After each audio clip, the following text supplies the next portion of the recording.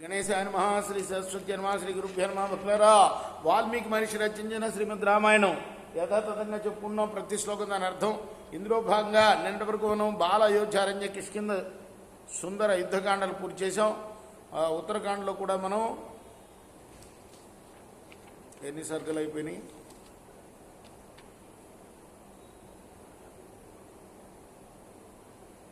59 సర్గలు పూర్తి చేసి 59వ సర్గ తర్వాత ఉన్న ప్రక్షిబ్ధ సర్గల్లో ఒక సర్గ పూర్తి చేసాం. రెండవ సర్గలో కూడాను మనం 28 శ్లోకాల వరకు చెప్పుకున్నాం. ఈ రోజున 29 నుండి కొనసాగించే ముందు వాల్మీకి మహర్షిని ప్రార్థన చేసుకుందాం. పూజంతం రామ రామేతి మధురం మధురాక్షరం ఆరుహ్య కవితా శాఖాం వందే వాల్మీకి కోకిలం అంజనానందనం వీరం జానకీ శోకనాశనం కపిశమఖ్యం తారామందే లంకా భయంకరం సదా నింబవృక్షస్య మూలాధివాసాత్ సుధాశ్రావిణం తిక్తమప్యప్రియంతం తరుం కల్పవృక్షాదికం సాధయంతం నమామీశ్వరం సద్గురుం సాయినాథం. సమర్థ సద్గురు సాయినాథ మహారాజ్ కీ జయ. రజ్జాస్థితస్త్వయం సేవై గచ్చ గచ్చేతి భాషిత అధస్వైరేణ గచ్చంసు రజ్జాంతే విషమం స్థిత.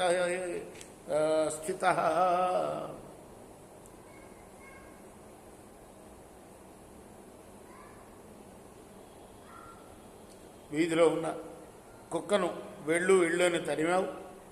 అదేమో వీధి చివర అడ్డంగా నిలిచింది.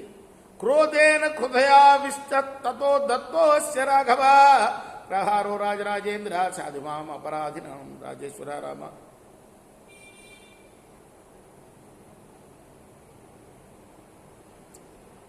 ఆ సమయంలో ఆకలితో క్రోధావేశంలో ఉన్న నేను దాన్ని కొట్టానయ్యా అంటే ఈయన బ్రాహ్మణుడు చెప్తున్నాడు అనమాట సమాధానం. ఎందుకు దాన్ని కొట్టావంటే,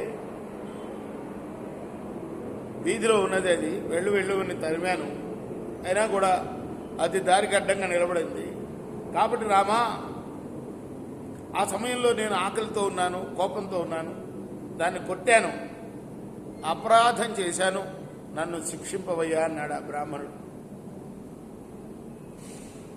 క్రోధేన క్షుదయావిష్ట తతో దత్తోస్య రాఘవ ప్రహారో రాజరాజేంద్ర సాధుమాం అపరాధినం. ఒప్పుకున్నాడు, అపరాధినే నేను, శిక్ష వేయండి. త్వయా శస్తస్య రాజేంద్ర నాస్తి మే నరకాద్భయం అధరామేణ సంపృష్ట సర్వయేవ సభాసద. రాజేంద్ర, నువ్వు కనుక శిక్షించావు అనుకో, నరకంలో నాకు దండన ఉండదు కదా. అప్పుడు ఆ మాట విన్న తర్వాత సభలో ఉన్న వాళ్ళు ఉద్దేశించి రాముడు అన్నాడు, కింకార్యమస్య వై బ్రూత దండో వై కోస్య సపాచ్యతాం సమ్యక్ ప్రణిహితే దండే ప్రజా భవతి రక్షిత. ఇప్పుడేం చేయాలి, ఇతనికి ఎటువంటి శిక్ష ఇవ్వాలో చెప్పండి అని ఆ సభలో ఉన్న వాళ్ళని అడుగుతున్నాడు రాముడు.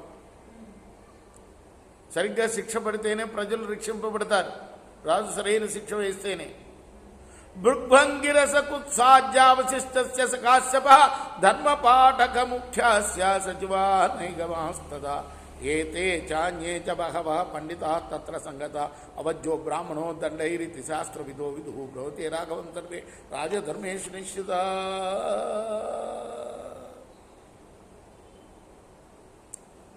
అంత లిస్ట్ ఇది. ఏం లిస్టు? సభలో ఉన్న గొప్పవాళ్ళు వీళ్ళందరూ కూడా.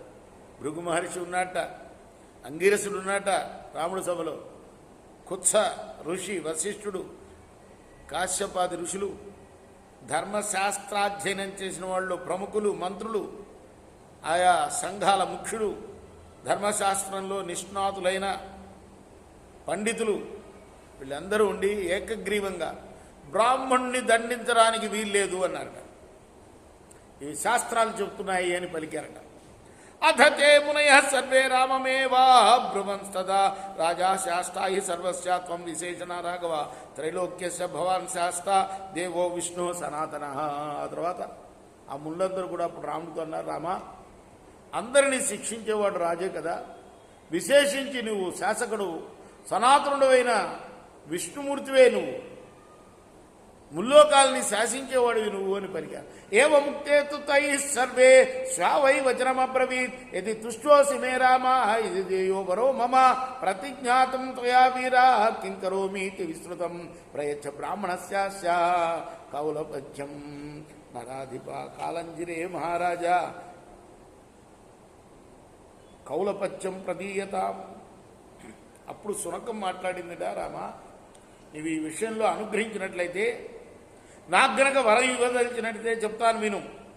నీకు ఏమి చేయదును అని నువ్వు ప్రతిజ్ఞాపూర్వకంగా అందరిలోనూ అడిగావు కదా రాజా, ఈ బ్రాహ్మణుడకు కులపతిత్వాన్ని ఇవ్వు, కులభ్రష్టుని చెయ్యి.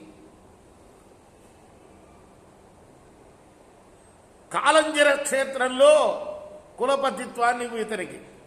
ఎతశ్రుత్వాదురామేణ కౌలపత్యేభిషేచిత ప్రయో బ్రాహ్మణ హృష్టో గజస్కందేన సోచ్యత. రాముడు దీన్ని విని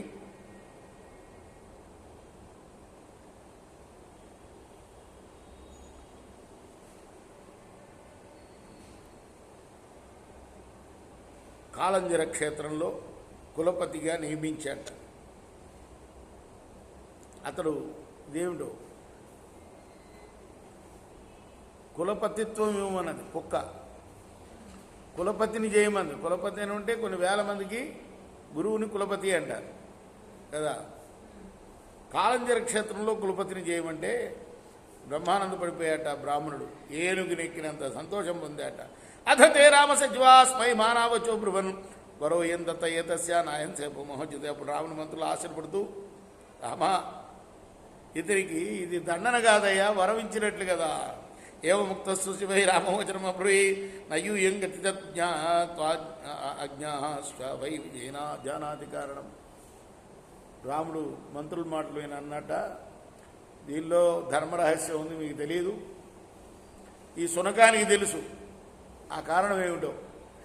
అథ పృష్టస్తు రామేణ సౌరమేయా సారమేయా బ్రవీతి అహం కులపతిస్తత్ర ఆసం శిష్టాన్న భోజన దేవద్విజాతి పూజాయాం దాసీ దాసేషు రాఘవ సంవిభాగీ శుభరతి దేవా ద్రవ్యస్య రక్షిత వినీత శీల సంపన్న సర్వభూతహితేరత సోహం ప్రాప్త ఇమాం ఘోరాం అవస్థామదవాం గతి.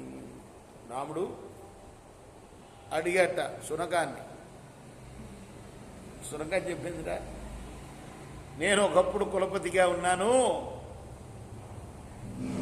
దేవతా బ్రాహ్మణుల పూజ జరిగిన తర్వాత దాన్ని మాత్రమే తినేవాణ్ణి, దాసీదాసులకు అన్నాదులు ఇస్తూ శుభమైన బుద్ధితో దేవతా ద్రవ్యాన్ని రక్షిస్తూ ఉండేవాణ్ణి, శీల వినయ సంపన్నుడై సమస్త ప్రాణుల యందు కూడా దయకలవాడై ఉండేవాణ్ణి. మరి ఇప్పుడు మరుజన్మలో నాకు ఈ గతి పట్టింది. ఏవం క్రోధాన్వితో విప్రత్యక్త ధర్మ హితేరథ క్రుద్ధో నృశంస పరుష పురుష అవిద్వాంశాప్యధార్మిక కులాని పాతయత్యేవా సప్త సప్త చ రాఘవ. అంత పవిత్ర జీవితం గడిపాను నేను కులపతిగా ఉండి, అయినా కూడా నాకు ఇంటి గది పడింది, కుక్క గది.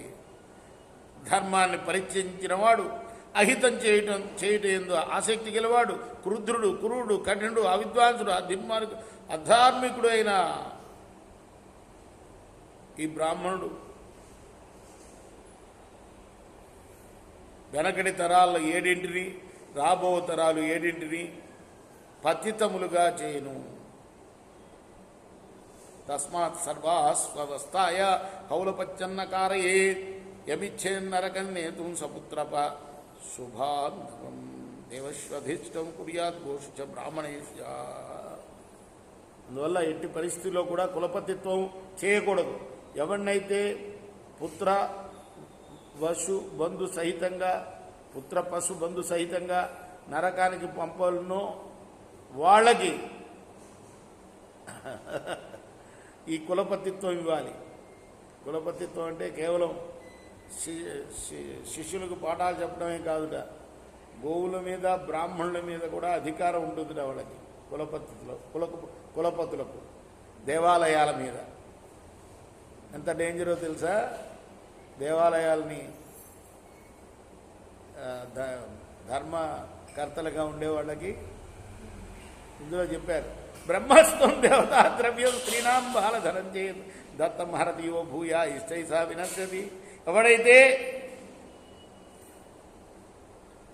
తానే ఇచ్చినా లేదా తన దగ్గర రక్షణార్థమై ఉంచిన బ్రాహ్మణ ధనాన్ని, దేవతా ధనాన్ని, స్త్రీ ధనాన్ని, బాలధనాన్ని హరిస్తాడో అతడు తన సబాంధవంగా నశిస్తాట.